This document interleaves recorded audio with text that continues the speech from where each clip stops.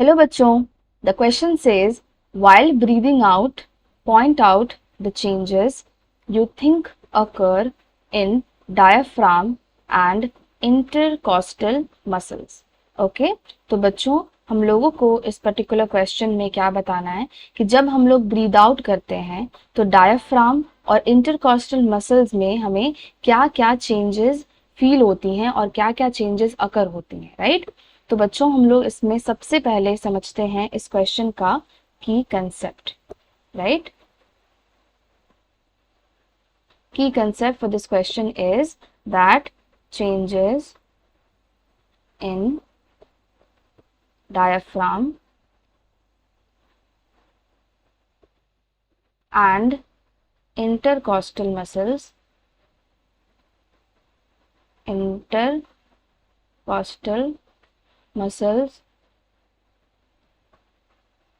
during exhalation.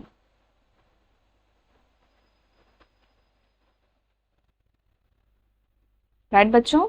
Okay, तो हम लोग यहाँ पे क्या देखेंगे ना कि जब हम लोग एक्सहेलेशन करते हैं यानी कि जब हम लोग ब्रीद आउट करते हैं तो हमारे डायफ्राम में और इंटरकॉस्टल मसल्स में क्या क्या चेंजेस होती हैं। तो सबसे पहले हम लोग डायफ्राम के ऊपर आते हैं। तो डायफ्राम जो हमारा होता है वो जो है ड्यूरिंग एक्सहेलेशन क्या होता है ना, वो रिलैक्स हो जाता है। Diaphragm gets relaxed. रिलैक्स्ड का मतलब क्या होता है कि वो रेज अप हो जाता है। कौन? डायफ्राम। ये रेज अप हो जाता है यानी कि कहाँ पे मूव करता है हमारा डायफ्राम? अपवर्ड्स मूव करता है। और अपवर्ड्स मूव करके कौन से शेप में आ जाता है? डोम लाइक शेप में आ जाता है। ठीक है बच्चों, डोम लाइक शेप में डायफ्राम हमारी आ जाती है। और इंटरकॉस्टल मसल्स के लिए हम लोग देखें तो जो हमारी इंटरकॉस्टल मसल्स जो होती हैं, इंटरकॉस्टल मसल जो हमारी होती है ना बच्चों, वो ड्यूरिंग एक्सहेलेशन क्या होती हैं? वो कॉन्ट्रैक्ट करती हैं। कॉन्ट्रैक्ट करती हैं जिसके वजह से क्या होता है कि जो हमारा रिब केज होता है वो क्या होता है? इनवर्ड मूव करता है। इनवर्ड्स मूव करता है कौन? हमारा रिब केज। और इन दोनों चीजों की वजह से यानी कि डायफ्राम के रिलैक्स होने, रेज अप होने, अपवर्ड्स मूव करने और डोम लाइक शेप पे आने और साथ ही साथ इंटरकॉस्टल मसल्स का कॉन्ट्रैक्ट होना और रिब केज का इनवर्ड्स मूव करने से क्या होती है कि हमारी जो लंग की वॉल्यूम होती है ना बच्चों, हमारे लंग्स की वॉल्यूम जो होती है वो डिक्रीज हो जाती है। और साथ ही साथ फिर क्या होता है कि जो हमारी एयर की प्रेशर है लंग्स के अंदर, एयर की प्रेशर जो है लंग्स के अंदर वो क्या हो जाती है? वो इंक्रीज हो जाती है बच्चों।